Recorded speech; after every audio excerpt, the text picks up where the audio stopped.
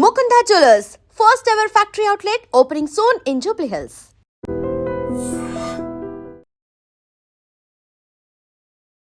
బంగ్లాదేశ్లో మైమెన్సింగ్ పట్టణంలోని ఓ బట్టల ఫ్యాక్టరీలో కార్మికుడిగా పనిచేస్తున్న 27 ఏళ్ల దాస్ డిసెంబర్ 16వ తేదీన దారుణ హత్యకు గురైంది. కంపెనీ ఆవరణలోనే అంటే బయటే మతోన్మాద మూక ఆయన్ను అతి దారుణంగా కొట్టి చంపేసింది. అంతటితో ఆగలే. మృతదేహాన్ని ఢాకా మైమెన్సింగ్ హైవే మీదకి లాక్కెళ్ళి మరీ బాహాటంగా ఆయనను పూర్తిగా తగలబెట్టేసింది. మత దూషణకు పాల్పడ్డాడు అనేది ఆయన మీద ప్రధాన ఆరోపణ. అయితే అందుకు అసలు ఆధారాలే లేవని పోలీసులు ఇప్పుడు తీరిగ్గా చెప్తున్నారు అని ఎందుకన్నానంటే, దాస్ హత్య ఆవేశంలో అప్పటికప్పుడు జరిగిన ఘటన కాదని, పక్కా ప్లాన్ ప్రకారమే జరిగిందని anti crime rapid action battalion అంటే RAB స్పష్టంగా చెప్తోంది.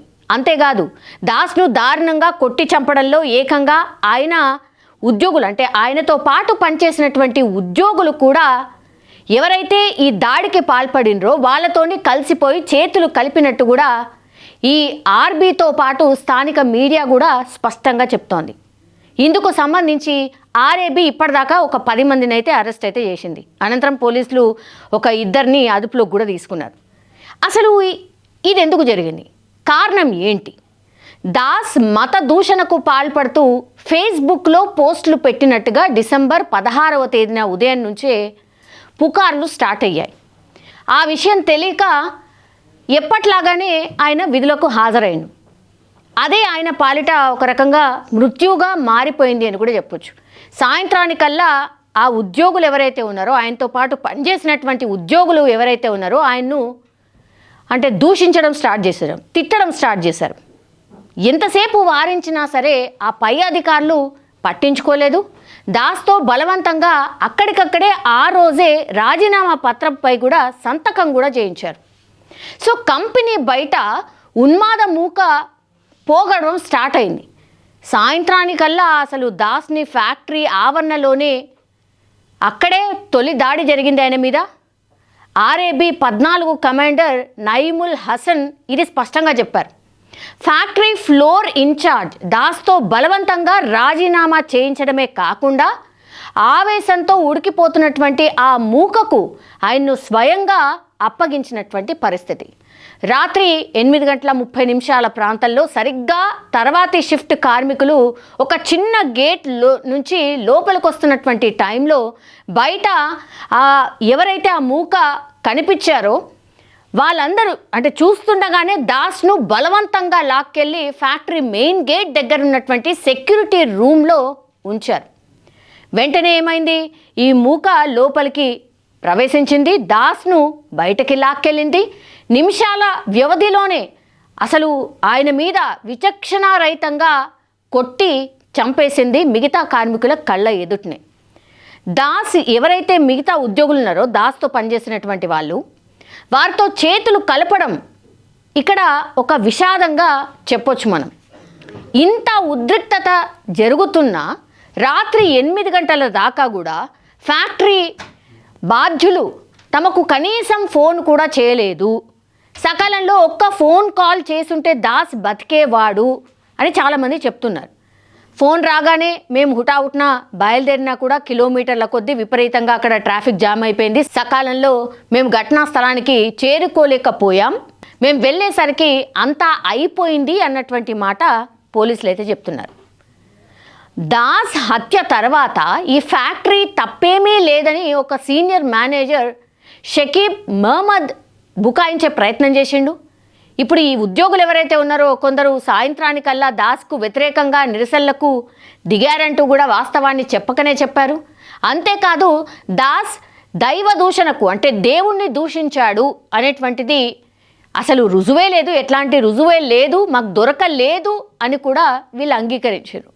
సో మూకను శాంతింపజేయడానికి దాస్తో ఉత్తుత్తి రాజీనామా చేయించాము అన్నటువంటి మాట చెప్పాడు. కానీ ఆ చర్యతో మూక కాదు కదా, అక్కడ సహోద్యోగులు కూడా శాంతించలేదు. ఎందుకంటే హంతకుల్లో తమ ఉద్యోగులు కూడా ఉన్నట్టుగా పరోక్షంగా చెప్పకనే చెప్తున్నారు. ఇప్పుడు ఈ బంగ్లాదేశ్లో హిందూ కార్మికుడు దీపు చంద్ర దాస్ను అల్లరి మూకలు కొట్టి చంపడం పట్ల ఇప్పుడు విశ్వ హిందూ పరిషత్ అంటే విహెచ్పి బజరంగ్ దళ్ తీవ్ర ఆగ్రహాన్ని వ్యక్తం చేసింది. ఈ మారణకాండను ఖండించడంతో పాటుగా నిందితులు ఎవరైతే ఉన్నారో వాళ్లను కఠినంగా శిక్షించాలి అని డిమాండ్ చేస్తూ ఢిల్లీలోనే బంగ్లాదేశ్ హై కమిషన్ను ముట్టడించేందుకు ఒక ప్రయత్నం కూడా చేసింది. వందలాది మంది కార్యకర్తలు కాషాయ జెండాలు పట్టుకొని బంగ్లాదేశ్కు వ్యతిరేకంగా నినాదాలు కూడా చేశారు. బ్యారికేడ్లను దాటుకొని ముందుకు దూసుకొచ్చే ప్రయత్నం కూడా చేశారు. కార్యకర్తలను పోలీసులు పూర్తి స్థాయిలో అడ్డుకున్నారు. సో ఇరు వర్గాల మధ్య జరిగినటువంటి ఘర్షణ తీవ్ర ఉద్రిక్తతకు దారితీసింది. హిందూ సంస్థలు ఆందోళనకు పిలుపు ఇవ్వడంతో ఇప్పుడు పోలీసులు ముందు జాగ్రత్త చర్యగా బంగ్లాదేశ్ హై కమిషన్ చుట్టూ పటిష్టమైన బందోబస్తును కూడా ఏర్పాటు చేశారు. 7 అంచెల బ్యారికేడ్లు అక్కడ పెట్టారు. పారామిలిటరీ బలగాలను కూడా మోహరించారు. ప్రజా రవాణా సంస్థ బస్సులను సైతం కూడా అక్కడ పూర్తిగా నిలిపివేసినటువంటి సిచ్యువేషన్. హై కమిషన్కు 800 మీటర్ల దూరంలోనే నిరసనకారులను అడ్డుకున్నారు పోలీసులు. సో యువ నాయకుడు షరీఫ్ ఉస్మాన్ హదీ హత్య పట్ల బంగ్లాదేశ్లో పెద్ద ఎత్తున హింసాకాండ చోటు చేసుకున్న సంగతి మనందరికీ తెలిసిందే. ఈ బంగ్లాదేశ్లోని మైమెన్సింగ్ సిటీలో ఈ వస్త్రాల పరిశ్రమలో పనిచేసే దీపు చంద్ర దాస్ కేవలం 25 సంవత్సరాలు మాత్రమే. ఈ నెల 18న దుండగులు పూర్తి స్థాయిలో కొట్టి చంపేసినటువంటి పరిస్థితి. మృతదేహాన్ని దహనం కూడా చేసేశారు. దైవ దూషణకు పాల్పడినందుకే దీపు చంద్ర దాస్ను శిక్షించినట్టుగా ఇప్పుడు ఎవరైతే ఈ హత్యాకాండ చేసిరో వాళ్ళు చెప్తున్నారు. ఈ ఘటన ప్రపంచవ్యాప్తంగా ఇప్పుడు సంచలనంగా మారింది. హిందూ కార్మికుడి హత్యను చాలా దేశాలు ఖండించాయి. భారత్లోనూ ఆగ్రహావేశాలు వ్యక్తమయ్యాయి. బంగ్లాదేశ్లో మైనార్టీలపై విచ్చలవిడిగా దాడులు జరుగుతున్నా కూడా అక్కడి ప్రభుత్వం పట్టించుకోవట్లేదు అని విహెచ్పి బజరంగ్ దళ్ కార్యకర్తలు తీవ్ర స్థాయిలో ఆరోపిస్తున్నారు. బ్యానర్లు ప్లకార్డులు ప్రదర్శిస్తూ బంగ్లాదేశ్ సర్కార్ తీరును ఖండిస్తూ ఉన్నారు. దీపు చంద్ర దాస్ను పొట్టన పెట్టుకున్నటువంటి ఈ ముష్కర్లను కఠినంగా శిక్షించాలని డిమాండ్ చేస్తున్నారు. బంగ్లాదేశ్లోని హిందువులకు రక్షణ కల్పించాలి, ఆ చర్యలు తీసుకోవాలి అని కూడా భారత ప్రభుత్వాన్ని వీళ్ళు కోరుతున్నారు. ఈ విషయంలో బంగ్లాదేశ్ ప్రభుత్వంపై దౌత్యపరంగా ఒత్తిడి పెంచాలని కూడా వాళ్ళు డిమాండ్ చేస్తున్నారు. పొరుగు దేశంలోనే హిందూ కుటుంబాలకు తమ మద్దతు ఉంటుంది అని కూడా స్పష్టం చేస్తున్నారు. తమ డిమాండ్లను ప్రభుత్వం నెరవేర్చకపోతే పోరాటం చాలా ఉధృతం చేస్తాము అని హెచ్చరిస్తున్నారు. ఈ సందర్భంగా నిరసనకారులు హనుమాన్ చాలీసాను కూడా పఠించారు. మతపరమైనటువంటి నినాదాలు కూడా చేస్తూ హోరెత్తించినటువంటి సిచ్యువేషన్ని స్పష్టంగా మనం చూసాం. భారత హై కమిషనర్ ప్రణయ్ వర్మకు బంగ్లాదేశ్ విదేశాంగ శాఖ మంగళవారం సమన్లు అయితే జారీ చేసింది. ఈ ఢిల్లీలోని బంగ్లాదేశ్ హై కమిషన్ ఎదుట జరిగినటువంటి నిరసన కార్యక్రమం పట్ల పూర్తి స్థాయి వివరణ ఇవ్వాలని ఆదేశించింది. భారత్లోని తమ కార్యాలయాలను నిరసనకారులు లక్ష్యంగా చేసుకోవడం పట్ల ఆందోళన వ్యక్తం చేస్తూ ఉన్నారు.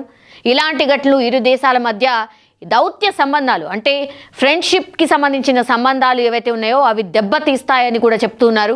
ప్రణయ్ వర్మకు సమన్లు జారీ చేయడం 10 రోజుల్లో ఇది రెండోసారి కావడం కూడా ఇక్కడ స్పష్టంగా మనం గమనించే అంశం.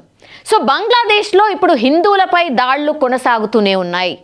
తాజాగా ఇప్పుడు చట్టోగ్రామ్లో హిందూ కుటుంబం ఇంటికి గుర్తు తెలియనటువంటి వ్యక్తులు నిప్పంటించారు. ఈ ఇంట్లో జయంతి సంఘ అట్లాగే బాబు సుఖశీల్ కుటుంబాలు నివసిస్తూ ఉంటాయి. దుండగులు ఈ దుశ్చర్యలకు ఇల్లు చాలా వరకు పూర్తిగా ధ్వంసమైపోయింది, దహనమైపోయింది. ఇంట్లోని వస్తువులని కూడా కాలిపోయిన పరిస్థితి. పెంపుడు కుక్కలు ఏవైతే ఉంటాయో అవి కూడా మరణించినటువంటి సిచ్యువేషన్. హిందువులను హెచ్చరిస్తూ దుండగులు ఓ బ్యానర్ కూడా ఏర్పాటు చేసిండ్రు. ఇస్లామిక్ వ్యతిరేక కార్యకలాపాలు వెంటనే ఆపకపోతే తీవ్ర పరిణామాలు ఉంటాయని కూడా అందులో హెచ్చరించినటువంటి పరిస్థితి. బంగ్లాదేశ్లో మైనార్టీలైనటువంటి హిందువులపై జరుగుతున్న ఈ దాడులను వ్యతిరేకిస్తూ పశ్చిమ బెంగాల్ రాజధాని కోల్కతాలోనూ నిరసన కార్యక్రమాలు జరిగాయి. వందలాది మంది హిందూ సంఘాలు సభ్యులు బోంగియా జాగరణ్ మంచ్ ఆధ్వర్యంలో ఈ నగరంలోని బంగ్లాదేశ్ డిప్యూటీ హై కమిషన్ వరకు ర్యాలీ నిర్వహించారు. పోలీసులు వారిని అడ్డుకోవడంతో అక్కడ కూడా ఉద్రిక్త వాతావరణం జరిగింది. నిరసనకారులను చెదరగొట్టడానికి లాఠీచార్జ్ చేశారు. 12 మందిని అదుపులోకి కూడా తీసుకున్నారు. ఈ ఘర్షణలో పలువురు నిరసనకారులు అట్లాగే పోలీసులకు కూడా గాయాలయ్యాయి. ఇక దేశవ్యాప్తంగా అయితే పలు ప్రాంతాల్లో నిరసన కార్యక్రమాలు జరుగుతూనే ఉన్నాయి. ఇక బంగ్లాదేశ్ ప్రస్తుతం హింసతో అట్టుడుకుపోతున్నటువంటి సిచ్యువేషన్.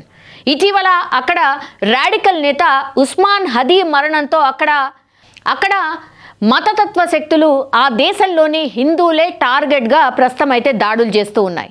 ఈ నేపథ్యంలోనే ఇటీవలే హత్యకు గురైనటువంటి ఉస్మాన్ హదీ సోదరుడు అక్కడి ప్రభుత్వంపై సంచలన వ్యాఖ్యలు చేశారు. ఫిబ్రవరిలో జరిగే ఎన్నికలను పక్కదోవ పట్టించేందుకే యూనస్ ప్రభుత్వమే ఉస్మాన్ని హత్య చేయించిందని భయంకరమైన ఆరోపణ చేశారు. బంగ్లాదేశ్లో హిందువులపై జరుగుతున్నటువంటి ఈ దాళ్లపై ప్రస్తుతం అయితే దేశవ్యాప్త చర్చ నడుస్తోంది. స్టూడెంట్ లీడర్ ఉస్మాన్ హదీ మరణం తర్వాత అయితే ఆ దేశంలో మతతత్వ శక్తులు భారత్పై పగ పెంచుకున్నటువంటి సిచ్యువేషన్ స్పష్టంగా కనిపిస్తోంది. అందుకే ఇక్కడ నివసిస్తున్నటువంటి దీపు చంద్ర దాస్ అనే హిందూ యువకుణ్ణి అక్కడి అల్లరి మూకలు తీవ్రంగా కొట్టి చంపేసినటువంటి సిచ్యువేషన్. సో మరో హిందూ కుటుంబపై దాడి చేయగా వారు త్రుటిలో తప్పించుకున్నారు. ఈ ఘటనతో ఇప్పుడు భారత్లో నిరసనలు మిన్నంటుతున్న పరిస్థితి. ఢిల్లీలోని బంగ్లాదేశ్ విదేశాంగ కార్యాలయాన్ని కూడా విహెచ్పి ఆధ్వర్యంలో ముట్టడించినటువంటి సిచ్యువేషన్ స్పష్టంగా కనిపిస్తోంది. ఇటీవల జరిగినటువంటి ఉస్మాన్ హదీ హత్యపై ఆయన తమ్ముడు ఒమర్ హదీ సంచలన ఆరోపణలు చేస్తున్నారు. ఏంటి అంటే బంగ్లాదేశ్ ప్రభుత్వమే ఎలక్షన్లని తప్పుదారి పట్టించాలనే ఉద్దేశంతోనే ఉస్మాన్ హదీని హత్య చేయించిందని వాళ్ళు ఆరోపిస్తున్నారు.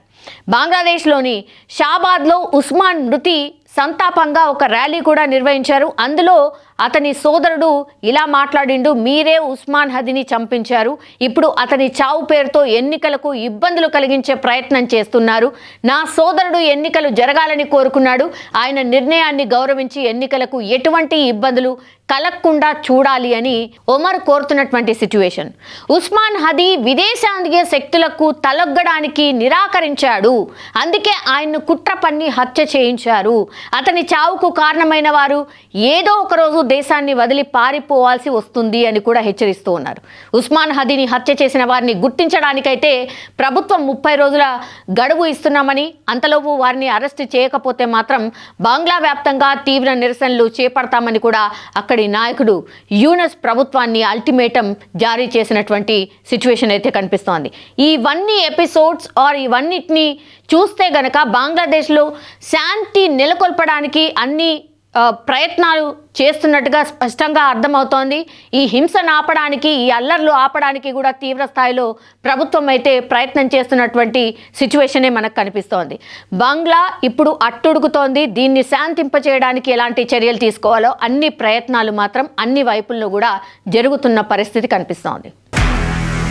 నిజంగా ప్రస్తుతం ఉన్నటువంటి సమాజం దేనికి ప్రయారిటీ ఇస్తుంది? ఆర్థిక సంబంధాల చుట్టూ మాత్రమే తిరుగుతుంది. మళ్ళీ ఎన్నికలంగానే చాలా విరక్తి కలుగుతాను. మంచి అనిపిస్తుంది కదా, లేడీస్ కూడా ఛాలెంజింగ్ జాబ్స్ చేసినప్పుడు చాలా బాగుంటది. ట్రాఫిక్ అసిస్టెంట్స్ గా నియమించిన ట్రాన్స్జెండర్స్ అందరితో సాల్యూట్ చేయించుకుంటున్నారు. ఫుడ్ డెలివరీ ఇవ్వటానికి వెళ్ళినటువంటి డెలివరీ బాయ్ అనిల్ పై కళ్ళ ముందు